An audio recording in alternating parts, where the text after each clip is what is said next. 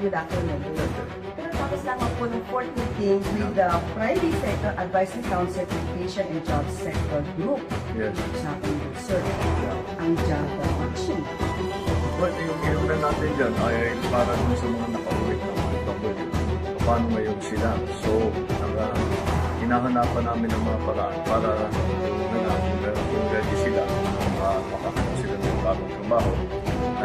Yung mga kailangan may training, meron yung dating sistema natin, in-accelerate na natin para mas mabilis ang maging training nila para makapasok na naman sa trabaho. Meron din kami ginagawa para doon sa ayaw na maging empleyado ay magtatayo ng sariling negosyo. Nagtatayo sila ng sarili nila ng negosyo, so we'll also help them with that. Kasama na rin dyan yung support sa mga pautang, etc.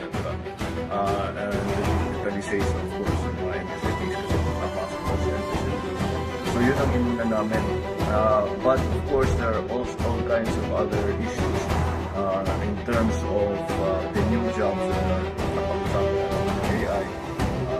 Kung paano natin kailangan accelerate AI integration into the system, not only government, but the economic system. Maraming mga suggestion na siyempre dahil na sa mga pangyayari sa Middle East, marami talagang pwede kong gawin na suggestion that came from the private sector side. Tingnan natin at marami naman talagang ang magandang naging resulta dito, yung iniisip gawin namin sa pamahalaan. We are very much in agreement with the private sector advisors kung ano yung dapat gawin to mitigate the effects of what is happening in the Middle East. So, tama yung pareho ang aming thinking. We are, as I would say, we are on the same page. Sir, namitin na si Pure more than one of the hours. Yeah. So, ang tanong natin, sir, isa't kalahati mo. So, para sa mga kababayan nagmamahal sa'yo, sir, kamusta po ang kalusugan? Eh, ganun pa rin. Yun na nga, I'm struggling kasi ayoko tumaba ulit. Nawala na yung taba ko dahil para mabalik. So that's what I'm taking care of. But I want to magpapasalamat naman ako sa mga nag-aalala sa akin. Huwag niyo po masyadong siniseryoso. Ano mo naman ang social media, palapit yan eh. At na po tayo I am back to my regular, I've been back to my regular routine for the last 3 months na ito na patuloy na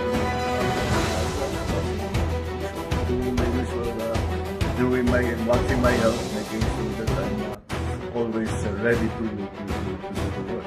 So, yung diet mo, sir, Wala na. regular na, okay na po? Wala nang bawal.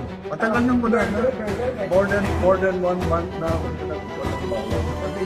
Actually, wala naman talagang bawal. Marami lang suggestion na iwasan mo yung potato, iwasan mo yung masyadong mantigain, pero wala na yun. Hindi na masyadong Reduce pa yan. At anyway, sir, mukhang reduce pa yan. Because in the US, ban agreed to have this ceasefire. That's right. How do you think sa globally, sir, at sa amin? Well, natural. Kasi kasama dun sa agreement na pinag-usapan na dun sa ceasefire na bubuksan ang Strait of Hormuz.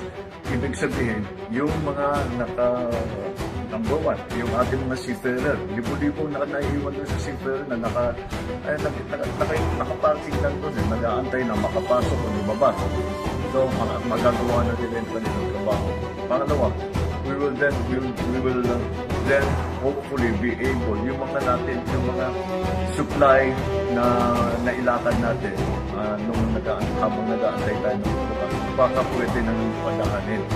At kasama na rin dyan yung naging arrangement natin sa Iraq na pumayag naman sila na Philippine flag na vessel na pwede nilang padaanin. At yung mga supplies na pupunta papuntang Pilipinas, pwede nilang padaanin. And then, of course, provide security and care of our seafarers.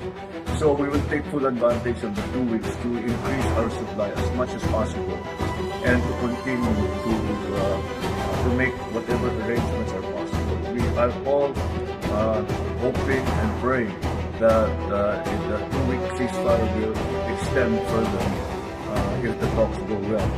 I think that everybody around the table is willing and desirous and gusto nila matapos na yung gulo na ito. So, hopefully all the parties will come together. But we have the 2 weeks. We will take as much advantage of it as we possibly can by assuring the supply of petroleum products in the Philippines and hopefully being able to do something about the pricing kasi luluwag na ang market. So, it's a very simple demand and supply situation.